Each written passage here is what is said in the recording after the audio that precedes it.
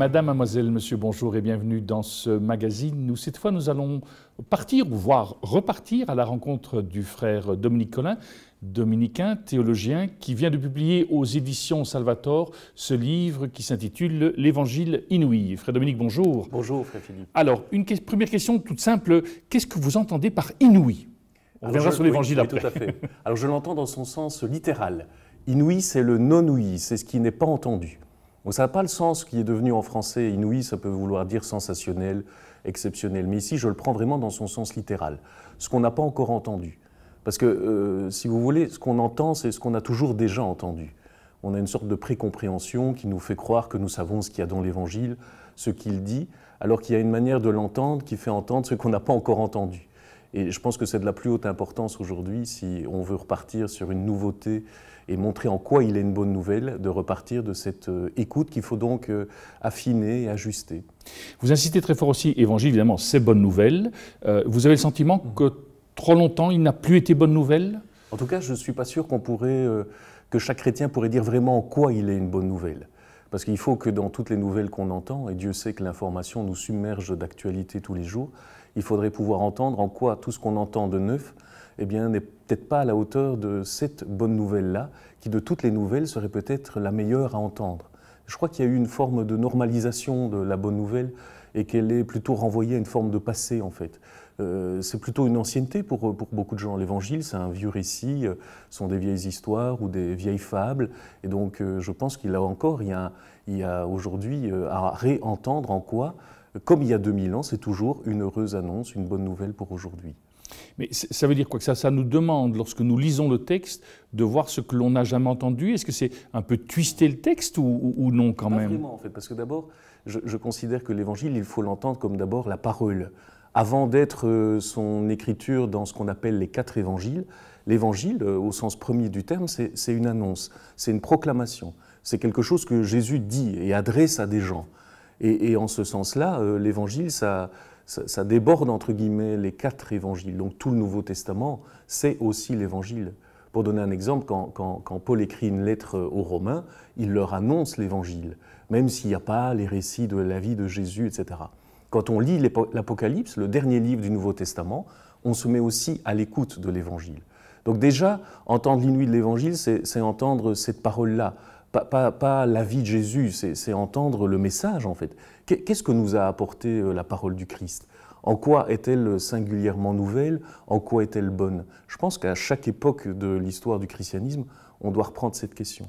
Alors on se tromperait en pensant que l'inouï est derrière le texte ou que c'est un code secret ou que ce serait, je ne sais pas moi, une information que seuls les exégètes, les spécialistes de la Bible ou les théologiens connaîtraient. L'inouï, c'est juste en fait notre capacité à réentendre en quoi et comment l'Évangile est bonne nouvelle pour moi, c'est-à-dire ce que j'appelle le côté significatif de la parole. La parole est significative quand elle est parlante. Ça veut dire quand ça me parle. Et on dit d'une parole qu'elle est parlante quand elle me concerne, c'est-à-dire tout simplement quand elle a de l'importance. Et je crois que c'est là. Si nous voulons être à nouveau témoins de cet évangile, il faut pouvoir dire à des gens pour qui soit l'évangile est devenu absolument étranger ou dépassé, il faut pouvoir leur dire en quoi c'est important. Alors pas nécessairement à la limite pourquoi c'est important pour eux, mais déjà pour celui qui l'entend. Si vous en avez reçu l'inouï, si l'évangile devient vraiment cette bonne nouvelle, alors vous pouvez dire à la première personne, pour moi c'est une parole parlante. Et c'est le début d'une communication, à mon sens, de l'Évangile. Mais pour que cette parole soit parlante, ça demande quand même une certaine formation. Je suppose que ce n'est pas en ouvrant la Bible au Nouveau Testament que je vais tout de suite comprendre cette parole parlante. Alors, moi, j'essaye. Alors, évidemment, on est sur une possibilité qui est une tentation naturelle de se dire c'est par une lecture de plus en plus, j'allais dire, formée, qu'on va entendre l'inouï. Mais moi, je pense qu'il faut d'abord résister un petit peu à cette pente. C'est que l'Évangile, c'est l'expression, c'est une expressivité de quoi? D'un passage que j'aime beaucoup parce qu'il est le début de la première épître de Jean. Et ce début de cette lettre de Jean m'a paru doublement inouï. D'abord parce que moi je ne me souvenais pas trop de l'avoir entendu comme ça. Donc c'est bien déjà le signe que l'inouï, c'est une sorte de révélation ou d'événement de lecture. On peut avoir lu la Bible, on peut même s'être intéressé, je vais dire, à sa formation, à sa rédaction, avoir fait donc des études de théologie ou des études bibliques sans entendre l'inouï. À vrai dire, moi j'ai dû lire la Bible quand j'étais au noviciat des Dominicains.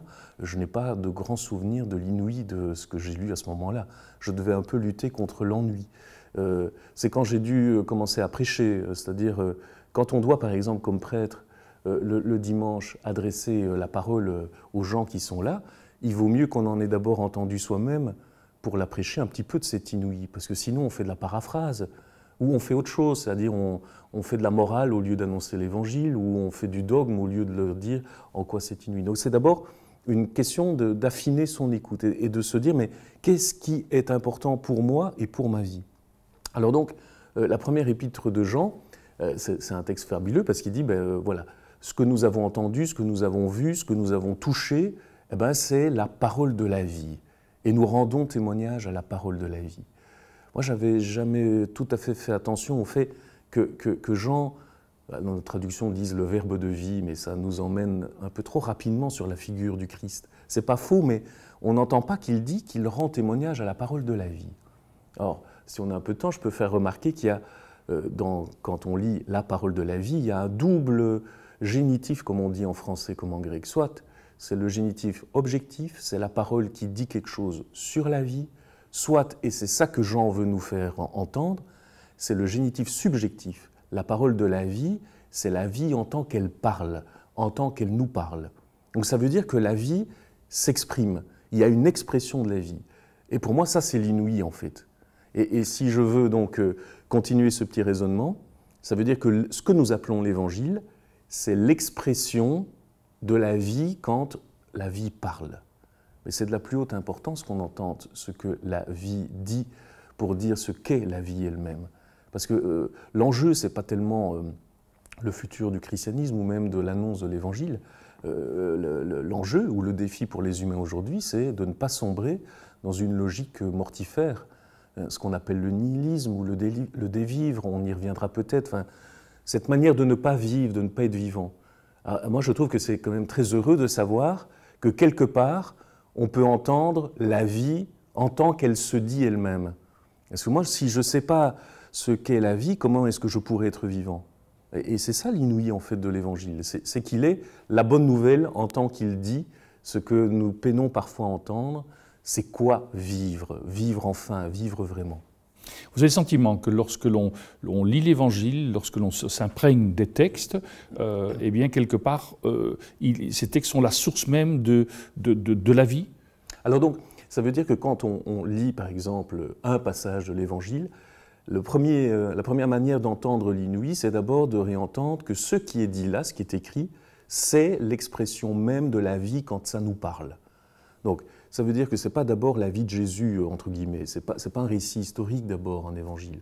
Ce n'est pas non plus une sorte de recueil de belles maximes ou de bons sentiments, ce n'est pas une petite morale de bisounours, comme je dis. Enfin, c'est la vie en tant qu'elle veut nous communiquer ce qu'elle est. Parce qu'en fait, qu'est-ce qu'un évangile? Si je veux encore le dire autrement, un évangile, c'est l'expression de cette communication de la joie de vivre. C'est une définition qui a le mérite, en fait, de ne pas être du tout une définition religieuse, en fait. Il n'y a pas de mot religieux, même chrétien au sens qui serait un langage spécifique aux chrétiens. C'est un langage universel, en fait. C'est un langage qui dit à chaque être humain qu'il est possible de vivre et que pour savoir comment vivre, il y a une communication de cette joie d'exister que l'Évangile est. Et donc, quand on lit un passage de l'Évangile, déjà réentendre que c'est cette communication de la joie d'exister qui nous est offerte, ça c'est, si vous voulez, c'est l'amorce qui permet enfin de sortir de faux problèmes. Ce n'est pas d'abord un texte à comprendre intellectuellement, c'est d'abord un texte dont on entend des résonances. De plus en plus, pour moi, c'est devenu clair que l'Évangile comme parole de la vie, c'est une question d'abord de résonance et même de vibration. Ça veut dire qu'on entend la parole du texte quand elle rejoint ce qu'on a déjà entendu soi-même de la parole de la vie. Et là, il n'y a pas besoin d'être nécessairement un grand savant, diplômé ou un théologien. On peut entendre en quoi cette parole vient faire écho et résonant. C'est quelque chose de très musical finalement. Et je pense que les musiciens comprennent assez vite ce qu'est l'inouï, parce que pour eux, il y a des notes, mais il faut encore les interpréter. C'est-à-dire il faut entendre en quoi, comment on leur donne une vibration, comment l'auditeur va pouvoir raisonner. On a été trop dans le raisonnement en christianisme, il faut de plus en plus faire entendre des résonances. Eh bien, nous aurons l'occasion d'y revenir. Je rappelle ce livre qui vient de paraître aux éditions Salvator, l'Évangile inouï. Nous arrivons déjà au terme de notre émission. Merci de nous avoir accompagnés. Je vous dis à très bientôt.